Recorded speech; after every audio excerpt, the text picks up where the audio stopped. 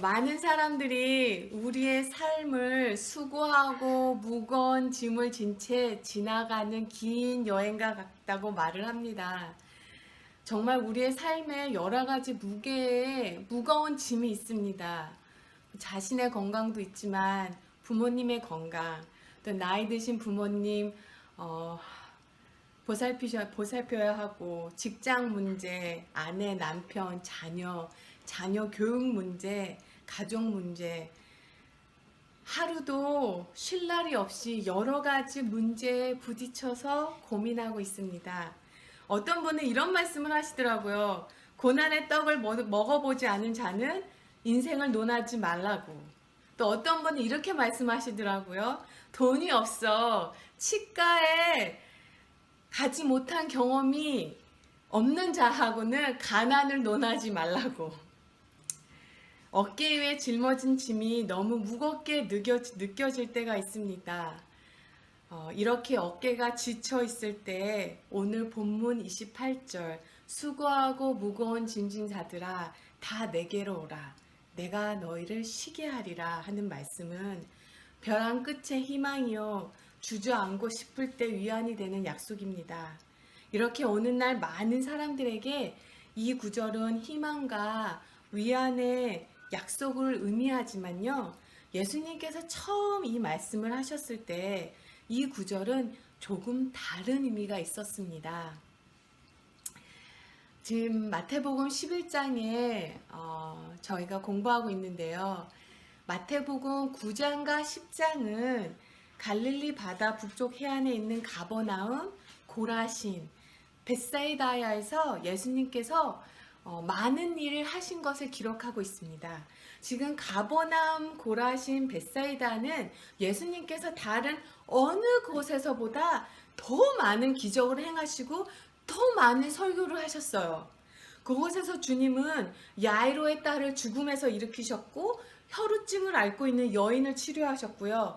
그곳에서 귀신 들린 두 사람을 고치시고 지붕 뚫어 침상을 달아내려진 중풍 환자를 고치셨고 안 못 보는 두 사람을 고치셨고요. 말 못하는 사람을 고치셨어요.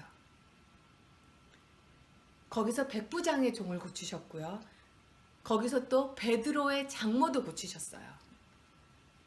그러나 주님께서 행하신 그 많은 표적과 기적을 본 그 지역 사람들은 예수님을 거부했습니다. 가장 많은 기적과 주님의 말씀을 들은 자들이 주님을 거부한 거예요. 예수님의 많은 표적과 설교가 그 지역 대부분의 사람들에게 영향을 미치지 못했어요. 그 지역 사람들은요, 다른 지역 사람들에 비해 똑똑하고 능력이 있다고 합니다. 근데 그들 안에는 회심이 없었어요. 구약의 이사야 선지자가 앞으로 메시아가 오시면 행하실 기적을 쭉 나열을 합니다.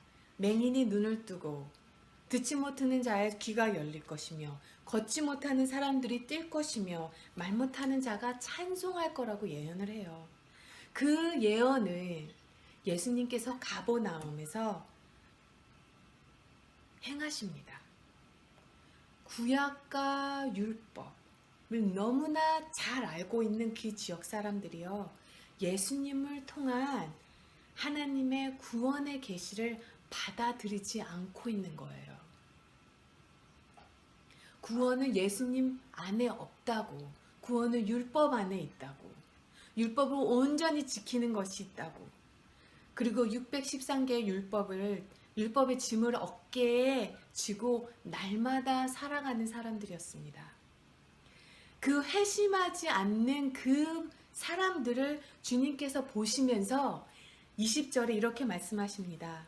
예수께서 권능을 가장 많이 행하신 고을들이 회개하지 아니하므로 그때에 책망하시되 화 있을진저 고라시나 화 있을진저 벳세다야 너에게 행한 모든 권능을 두로와 시돈에서 행하였다면 그들이 벌써 베옷을 입고 죄에 앉아 회개하였느니라. 가버나움아, 내가 하늘에까지 높아지겠느냐? 음부에까지 낮아지리라. 내가 행한 모든 권능을 소돔에서 행하였다면 그 성이 오늘까지 있었느니라. 외적으로만 본다면 가버나움에서 예수님의 사역은 실패하셨어요. 인간적으로 본다면 예수님은 절망하고 좌절 속에 계셔야만 했어요.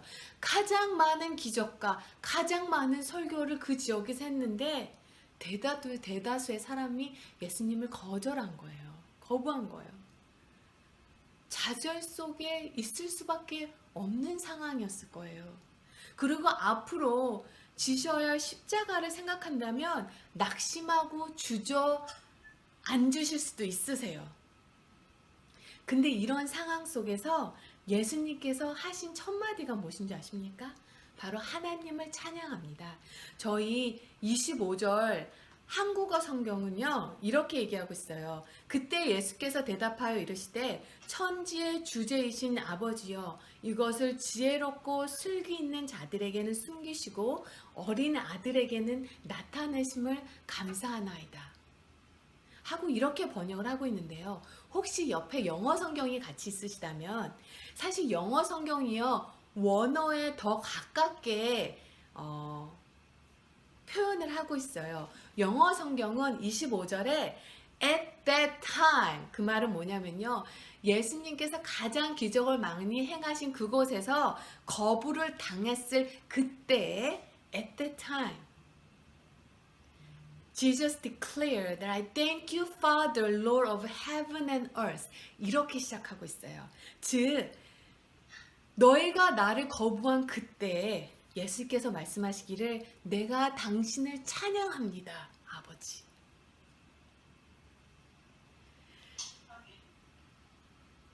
목회에 실패했어요. 전도에 실패했어요. 실패한 상황 속에서 예수님은요, 주님께 찬양의 기도를 먼저 드리세요. 저희가 무거운 마음에 하나님 앞에 무릎을 꿇을 때 아버지, 그 말이 제일 먼저 나오죠. 근데 그러고 나서 성령님께서는 항상 감사합니다, 주님. 이렇게 이끄세요. 아버지께서 자기에게 주우신 짐이 너무나 무거우므로 예수님은 험한 길을 가셔야만 했어요. 근데 조금도 부담스러워 갖지 않으시고 어린아이처럼 아버지 뜻에 자신을 숙이고 감사기도 드립니다.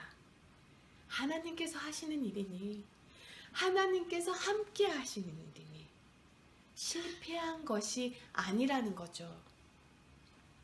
그리고 예수님께서는 말씀하십니다. 수고하고 무거운 짐진 자들의 짐을 가볍게 해주겠다고 말씀하십니다.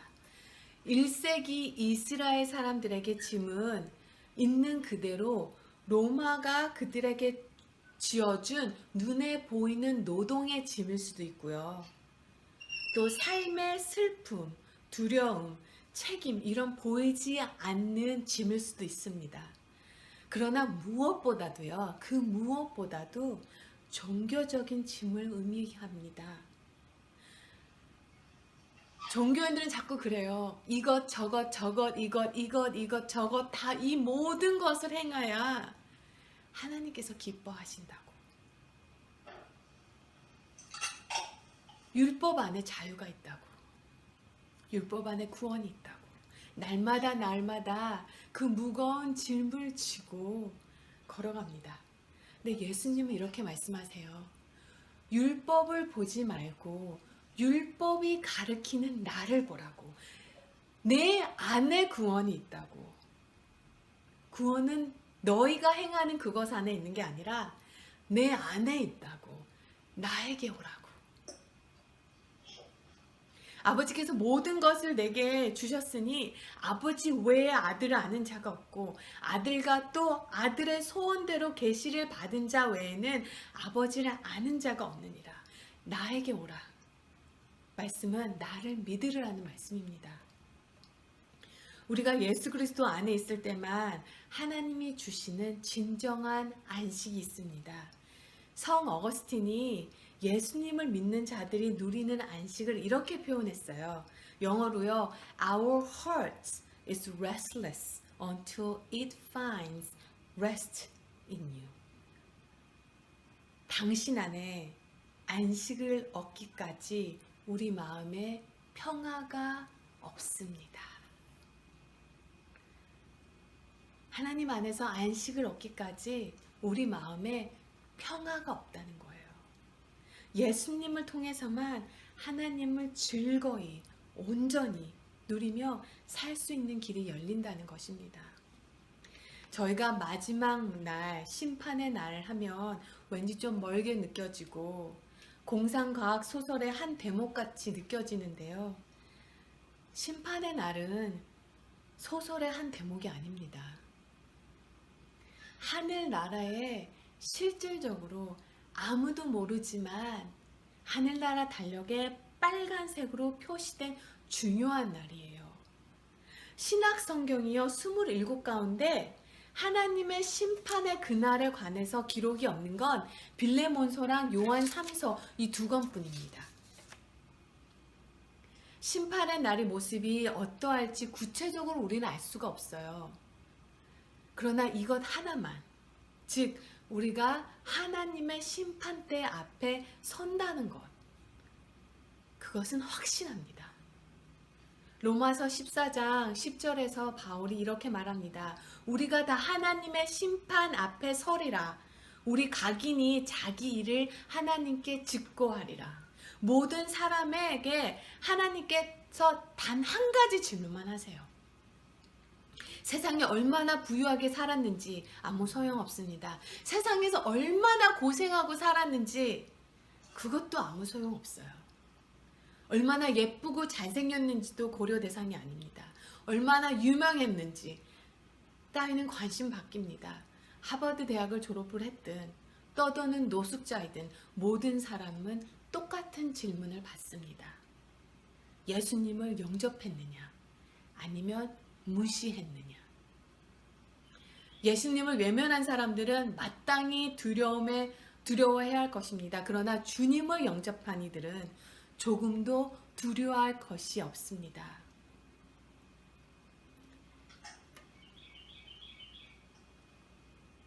심판날에 담대함을 가지게 하려 함이니 의의 주의 어떠하신가 같이 우리도 세상에 그러하리라. 요한 1서 4장 17절 말씀입니다. 심판의 날에 담대함을 가지려 하려 함이 주의 어떠하신가 같이 우리도 세상에서 그러하리라. 이 말씀은 뭐냐면요.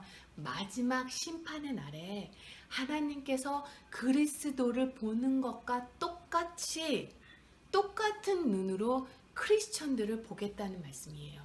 즉 심판의 날에 내가 하나님 앞에 섰을 때요. 하나님께서 나를 보시는 게 아니라 나를 위해서 죽으신 예수 그리스도를 보신다는 거예요. 예수님께서 심판을 두려워하셨습니까? 그렇지 않습니다. 죄 없는 심령은 그럴 필요가 없어요. 예수님이 심판을 두려워하지 않았기 때문에 예수님을 믿고 의지하는 자도 심판을 두려워할 필요가 없습니다. 예수님이 죽음을 두려워하셨을까요? 천만에요. 생명을 주시는 분이 죽음을 겁낼 리가 없습니다.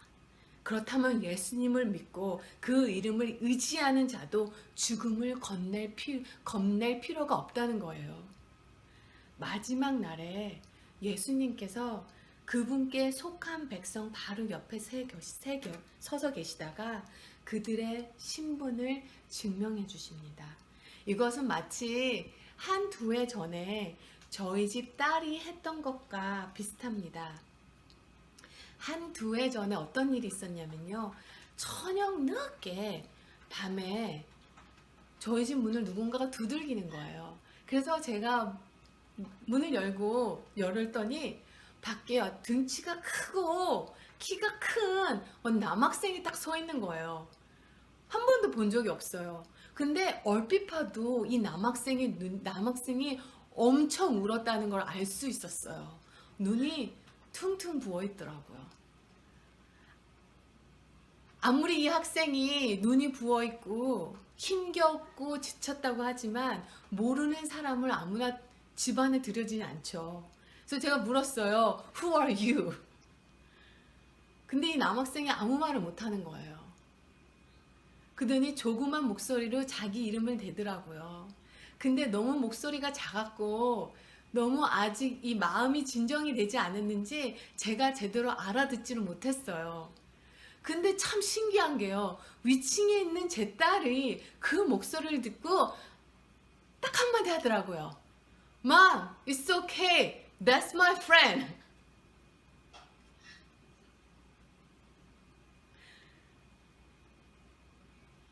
나중에 자초지종을 들어보니요.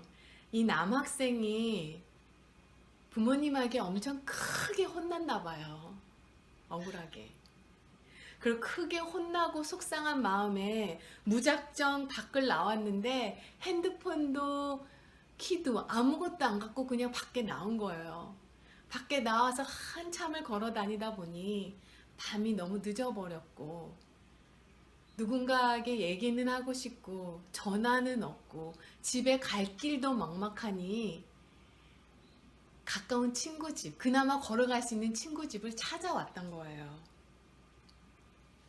제가 그날 밤 그 처음 본 그 학생을 저희 집에 들어오게 했던 것은 그 학생이 저에게 무슨 말을 해서가 아니에요.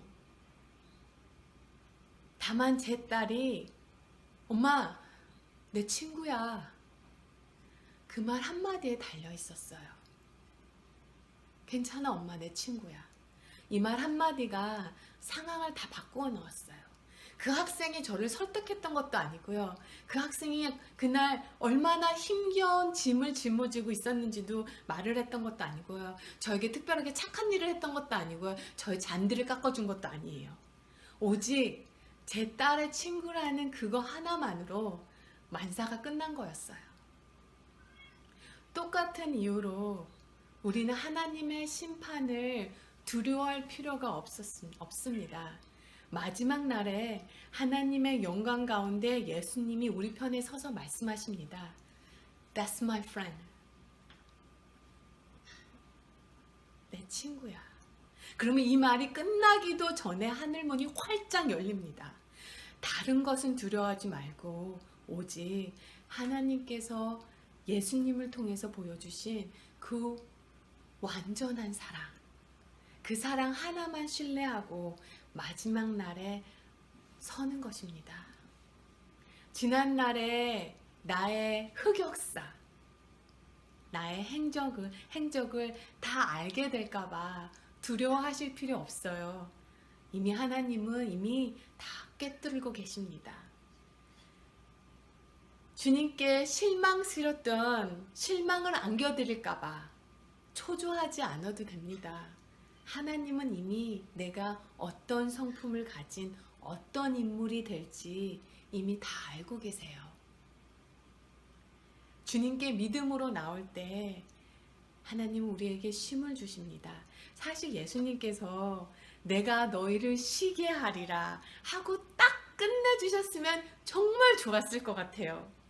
근데 주님은 거기서 끝내지 않으세요.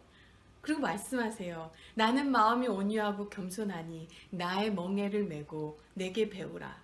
그리하면 내 마음이 쉼을 얻으리니 이는 내 멍에는 쉽고 내 짐은 가벼우리라 하시니라. 수고하고 무거운 짐진 자들 다 내게로 오라 하고 해서 왔는데 짐을 내려놓고 보니 십자가를 지라는 거죠. 예수님께서 내게 쉬게 하리라는 말씀은 데스틴 해변가에서 아이스 카라멜 마키아노를 마시면서 스트레스도 없고 걱정거리도 없는 삶을 말하는 것이 아닙니다. 우리는 순백 색의 옷을 입은 예수님의 신부이기도 합니다. 신부이기도 하지만요, 그 순백색 웨딩드레스 안에 무엇이 있는 줄 아세요? 바로 전신갑주가 있어요. 뭐 그게 별로시면 웨딩드레스 위에 전신갑주를 입으셔도 돼요. 크리스천들은 순백색의 옷을 입은 주님의 신부이기도 하지만 전신갑주를 입은 전사이기도 합니다. 사람들에게 예수님께서 그들을 얼마나 사랑하시는지를 알려주어야 합니다. 예수님께서 말씀하셨습니다. 보라, 내가 너희를 보냄이 양을 이리 가운데 보낸과 같도다. 모든 믿는 자는 끊임없는 영적 전쟁입니다. 사탄은요, 믿음이 없는 자를 공격하지 않아요. 그냥 내버려둬도 이미 끝난 전쟁, 끝난 싸움이에요. 사탄은요, 믿음이 자라고 하나님의 은혜를 경험한 사람들을 더욱 맹렬히 공격해요. 근데 괜찮아요. 사탄의 공격이 커졌다는 것은 사탄이 그만큼 더 긴장하고 있다는 말이거든요. 제가 말씀드리고 싶은 거는요, 이왕 예수님 믿으실 거, 이왕 예수님 믿으신 거, 사탄이 긴장하는 그런 크리스천이 됐으면 합니다. 사탄도 긴장하는. 어둠의 공격은 끈이 없을 거예요. 삶에서 어려운 상황과 예상치 못한 일들이 일어날 수도 있습니다. 하지만 그 어떠한 예상치 못한 일들도 하나님을 당황하게 하거나 놀라게 하실 수 없습니다. 폭풍 속에서도 예수님은 심지어 배에서 잠이 드셨어요. 폭풍 속에서도 예수님께서는 쉬셨어요. 히브리서 6장에 영혼의 닻이라는 말이 나옵니다. 예수 그리스도를 믿는 자, 즉 하나님의 기업을 받은 것을 영혼의 닻이라고 해요. 하지만 영혼의 닻이 있다는 것이 폭풍이 없는 잠잠한 바다를 약속하는 것은 아닙니다. 바다를 잠잠하게 하신 예수님께서 폭풍우가 치는 바다가 앞으로는 더 이상 없을 것이라고 약속하지 않으셨어요. 그러나 폭풍이 다시 오면 기도하면 됩니다. 기도할 것이고 또 많은 사람들이 성도님들을 위해서 기도할 것입니다. 폭풍이 올 때 주님께서 고래를 보내셔서 나를 구원하신다면 남은 삶 주를 섬기며 살아가면 돼요. 그러나 다니엘의 세 친구의 고백처럼 그렇게 하시지 아니하실지라도, 그렇게 하지 아니하실지라도 나는 영원히 주님을 찬양하고 주님과 영생을 보내게 될 거예요. 그래서 첫 번째로 내가 너희를 쉬게 하리라는 말씀은 내가 무슨 일을 겪을 때에도 항상 안식하고 쉬고 있다는 의미가 아닙니다. 때로는요, 우리의 삶에 정신없이 바쁠 때가 있어요. 정신없이 바쁜 시즌이 있어요. 때로는 우리 삶에 슬픔과 아픔의 시즌이 있습니다.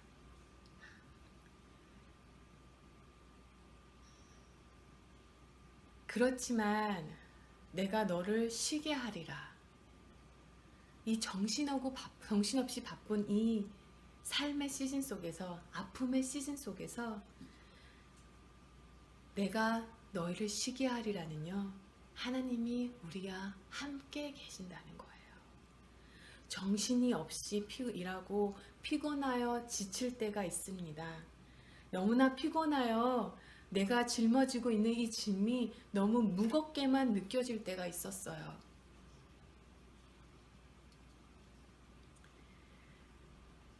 일명 전도사들은요, 전도사 때에는 초능력이 나온다는 말을 들어요.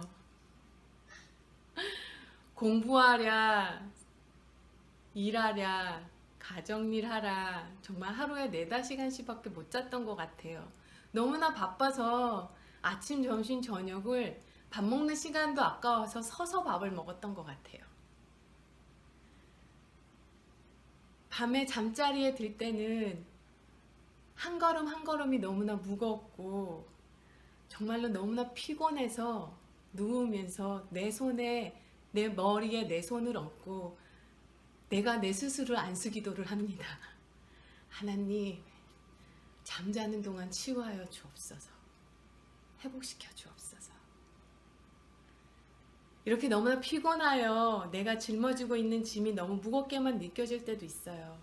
하지만 이때 내가 너를 쉬게 하리라 하는 이 말씀은 그 지치고 무겁게만 느껴지는 상황에서 내가 모든 것을 알아서 길을 찾아내려고 하지 않아도 된다는 것을 의미합니다. 이사야 선지자는 이사야 30장 20절에서 우리 안에 있는 하나님께서 우리의 일상생활에 직접적인 인도하실 것을 예언했습니다. 이사야 30장 20절에 내 스승은 다시 숨기지 아니하시리니 내 눈이 내 스승을 볼 것이며 너희가 오른쪽으로 치우치든지 왼쪽으로 치우치든지 내 뒤에서 말소리가 내 귀에서 들려 이르기를 이것이 바른 길이니 너희는 이리로 가라 할 것이며 그때 주님께서 그때 주시는 힘과 인도하심이 있다는 거죠. 그것을 순종하고 나가면 되는 거예요. 그러나 우리의 삶에 쉼이 없는 것은요, 우리가 주님의 인도하심에 순종하지 않기 때문이에요. 하나님은 사랑하라고 하십니다. 나는 미움을 택합니다. 하나님은 용서하라고 하십니다. 나는 복수를 다짐합니다. 하나님은 절제하라고 하십니다. 나는 이거 한 번만 더 라고 말합니다. 아무것도 염려하지 말고 모든 일에 기도와 간구로 너희 구할 것을 감사함으로 하나님께 아뢰라고 합니다. 근데 나는 걱정합니다. 걱정으로 바꿀 수 있는 일이 아무것도 없습니다. 걱정해봤자 하루는커녕 단 1분도 생명을 더할 수 없습니다. 사랑하는 성도 여러분, 그거 아세요? 걱정거리를 조사한 결과 걱정거리 가운데 40%는 절대 일어나지 않을 일이라고 합니다. 걱정거리의 30%는요 이미 과거지사여서 본인으로는 통제할 수 없는 것이라고, 어떻게 해볼 수 없는 것이라고 해요. 걱정거리의 12%는요 남의 의견과 관련된 것이어서 본인으로서 어떻게 통제할 수 없다고 합니다. 걱정거리 가운데 10%는요 건강에 대한 것인데 걱정할수록 몸에 더 해롭습니다. 걱정거리 가운데요 단지 8%만이 스스로 조절해 볼 여지가 있는 문제들이라고 합니다. 8%만이 어떻게 해볼 수 있는 거래요. 염려는 이렇게 이처럼 상황을 바꿀 만한 힘이 없습니다. 두 번째로 내가 너희를 쉬게 하리라는 우리가 하루에도 수시로 예수님께 나아갈 수 있다는 것을 뜻합니다. 주님, 나아갈 힘을 주셔서 감사합니다. 아버지, 내 어깨 위의 짐이 너무나 무겁습니다. 이 짐을 주님께 맡길 수 있는 지혜를 주세요. 아버지, 더 이상 짐을 지지 못하겠어요. 너무 무거워요. 이 짐 주님 전부 다 가져가세요. 그리고 주님에게 짐 준 다음에 도로 지지 마세요. 그 짐 주님의 어깨 위에 두셔도 됩니다. 주님은 우리보다 강하세요. 주님 안 쓰러지세요. 예수님은 이 땅에 오셔서 십자가를 지시고 부활하시려고 오신 분입니다. 주님의 어깨 위에 두더라도 주님 안 쓰러지세요. 주님은 모든 상황에서 나를 끌어낼 수 있으시고 혹 폭풍이 지나가지 않더라도 여전히 날마다 나를 보호하실 거예요. 왜요? 나를 창조하셨고 나를 위해 죽으셨고 나를 구원하시고 그 구원하신 주님께서 결코 나를 떠나지 않으실 것을 약속하셨기 때문입니다. 로마서 8장 32절에서 바울이 말한 것처럼 만일 하나님이 우리에게 아들을 주셨다면 우리에게 약속하신 다른 모든 것을 우리에게 왜 주시지 않겠습니까? 왜 주시지 않으시겠어요? 하나님께서 우리에게 주님의 하나님의 아들을 주셨다면 약속하신 다른 모든 것을 왜 주시지 않겠습니까? 블란서 루브르 박물관에 가면요, 일명 승리의 여신 니케라는 조각품이 있습니다. 승리의 여신 니케, 이 조각품은요, 개인적으로 루브르 박물관에서 제가 가장 인상 깊었던 작품이었던 게 바로 이 니케예요. 루브르 박물관의 계단을 이렇게 쭉 올라가면요, 그 계단 위에 모든 유리창을 통해서 빛이 들어올 때 거기에 그 승리의 여신 니케가 조각품이 서 있는데요. 이 조각을 찬양하는 이유 중에 하나가 바로 그 조각품의 배꼽이에요. 배꼽. 물에 젖은 옷감 아래 살짝 비치는 배꼽. 그림으로도 표현하기가 참 힘드는데요. 그걸 대리석 조각으로 구현한 거예요. 정말로 배꼽 위에 물에 젖은 천이 들여져 있는 것 같은 그런 착각을 일으킬 정도로 그렇게 정교하게 표현했거든요. 그런데 애석한 일은 누가 이 니케를 조각했는지 만들었는지 그 이름을 알 수가 없다는 거예요. 그리고 거기에는 눈물겨운 전설이 하나 있어요.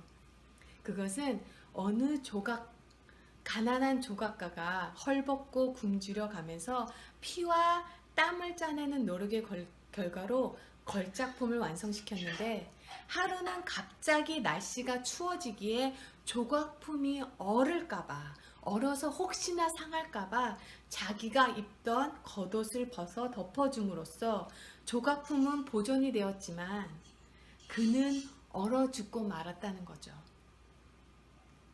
과연 왜 그랬을까요? 그것은 자기의 노력으로 최대로 기울여 만들어졌기 때문입니다. 이처럼 하나님께서는 자기의 형상으로 창조한 우리를 타락해도 버리지 않으세요. 버리지 않으시고 하나님의 독생자를 희생시켜 가며 구원하셨습니다. 그 이유는 오직 하나예요.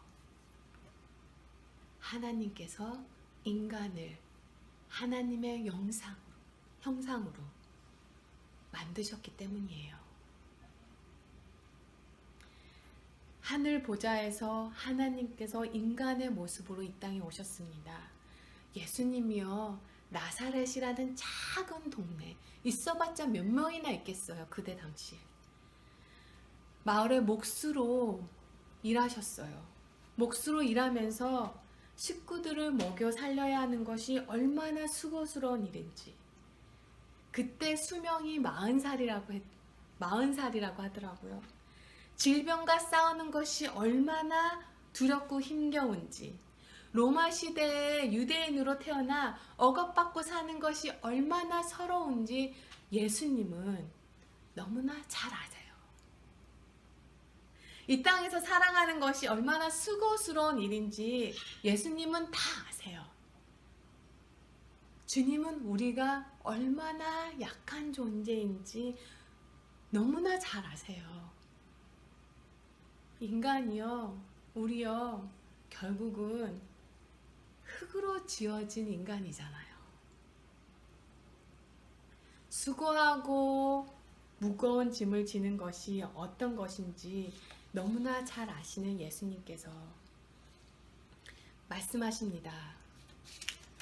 죄도 흠도 없는 어린 양 그리스도의 귀한 피로 내게 생명을 주었다.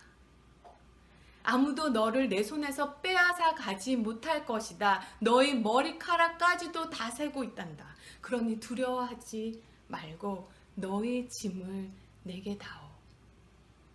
내가 너를 붙들어 주마. 내가 얼마나 약한 존재인지 잘 안다. 너는 흙으로 지어진 인간이 아니냐. 내가 너의 연약함을 안다. 걱정을 모두 내게 맡겨라. 수고하고 무거운 짐진 자들아, 다 내게 오라. 내가 너희를 쉬게 하리라. 기도하겠습니다.